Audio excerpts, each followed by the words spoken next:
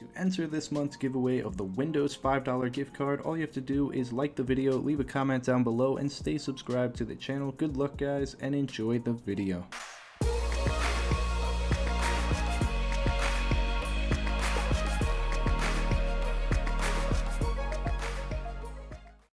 Alright boys and girls, everyone always forgets about the girls. Today we're going to be doing something a little different.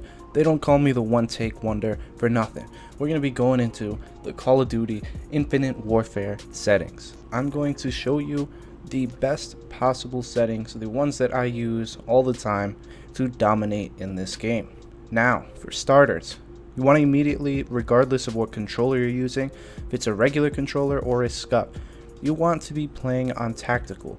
All this does, as you can see here on the little controller display, it changes your melee and crouch buttons. The reason you want to do this is because you want to be able to crouch with your right stick, because you crouch and slide a hell of a lot more often than you melee, mainly because they took out the panic knife like 4 Call of Duties ago. It takes 2 knives to kill, so knifing isn't really useful. So you want to leave that on the B button, which you won't be using too much. Next, you don't want to mess with any of this stuff right here, except this sprint cancels reload. I don't remember if that was enabled, but if you have a SCUF, your Y button is going to be on one of your paddles anyway, so you don't really need this. You can just press a paddle. If you don't, it's definitely up to preference. If you want to be able to do a reload cancel real quick, you're not going to want to move your thumb all the way to the Y button or triangle if you're on PlayStation. So you want to enable this if you do not have a SCUF, unless you really don't like the feel of it. When you want to sprint, you don't want it to reload, because you can sprint while you're reloading. So it's a trade-off really. Then vibration, you want that to be completely off. The reason mine's on, it doesn't vibrate anyway. I'm actually using an Xbox One controller on my PlayStation, so this setting doesn't really apply to me. Now, I did fuck up my one take, I misspoke, so we're on take number 2. That's still pretty good. Now, sensitivity, you want to keep this on the lower end, especially if you don't play a lot, because it's going to be hard to control. I also use Control Freaks, so my control is a lot easier to manage. When I'm playing super sweaty tryhards, I keep this on 5.6. The reason I have my vertical sensitivity a little bit higher is because I've tested it out, your vertical actually goes a little bit slower, so you want to speed it up a little bit more to catch up with the horizontal. But that's just my personal preference. I know a lot of players, they just like to keep it even, but I don't. I keep mine at 5.6 for tryhards, and if I'm just, pub stomping, I'll put it at 8.9 because I can handle it. The sensitivity doesn't really matter to me too much because I can really control it on the max, so it's not really a big issue. But if you do not play the game a lot, you're not going to be able to control the higher sensitivities. You want to stay on 4.5, 5.6. Then your safe area. I've seen a lot of people get this wrong. You don't want it way out on the edge of your screen. That is not the way to go. You want it as close in as possible, because this determines where your radar is going to pop up, and you want that as close to the action as possible so you can glance very quickly at your radar and then back to your gun, like the middle of your screen. You don't want that to take up too much time because that detracts from the action. Now, moving on to audio options, the volume slider, that doesn't really do anything. That determines the master volume. I just keep that at half because my mic, I can turn it up pretty loud, so I don't really need it that high up, but that doesn't really make a difference. The one thing I do really change is the music volume. I hate listening to the music, it's distracting. That determines like the menu music, your music in game. I turn that completely off. I don't find a use for it. Maybe it takes away from the subtleties of the game, but I'm not really into that.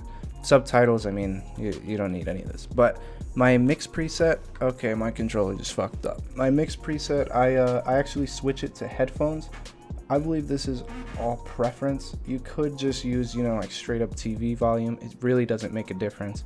But when you switch it to headphones, it sort of changes the mix of sounds. I just like the way it sounds. It really doesn't make a huge difference, but it's just personal preference, to be honest. Controller sound, I turn that off. Again, that doesn't affect me because I have an Xbox controller, but you definitely want to turn that off. That can be distracting at times. That and the vibration are pretty important. Language selection. Apparently there are only 2 languages in the entire world, French and English. I keep mine on French because I don't like reading things in English. I'm a pretty French guy. No. Now, brightness, you definitely want it a little bit past the halfway point. You want to be able to see where it says not visible. This is a hoax. You don't want that to be completely invisible. You want it to be a little bit brighter so you can see in areas that you're not really supposed to see in. This can help you pick out players from a distance, and it does ruin the colors of your game, but it will make you play better. Film grain, this is another big one. When you have this turned all the way up, there's like a disgusting little residue all over your screen. I don't even get why this was put into the game, why anyone would want this, but you want to disable this. It can really ruin how your game looks. Colorblind filter, some people like to play with that. I don't know, it doesn't really make a difference. It just makes the colors a little funky if you're colorblind. Target assist, you want to keep that enabled for sure. This is the aim assist in the game. If you turn that off, you're not going to be able to hit anything.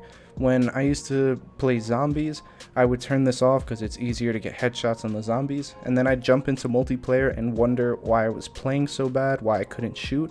Aim assist does make a huge difference. Motion blur is not really that huge, but it can determine quite a few things.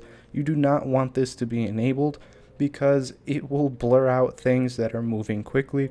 You don't want that to happen. You want to have the best visibility possible, and blur is not going to help that.